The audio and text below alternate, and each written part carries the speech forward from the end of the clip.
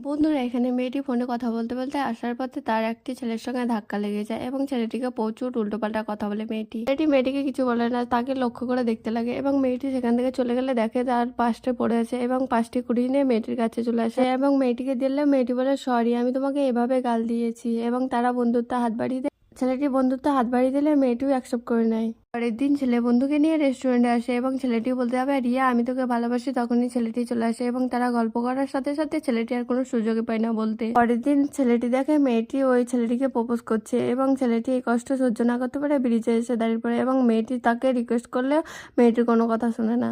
ছেলেটি তার বন্ধুর কাছে এসে বলে, রিয়া তোমাকে অনেক পছন্দ করে, তুমি দেরি না করে রিয়াকে অ্যাকসেপ্ট করে নাও। এবং ছেলেটি এই কথাটি শুনে রিয়ার কাছে ছুটে চলে যায়।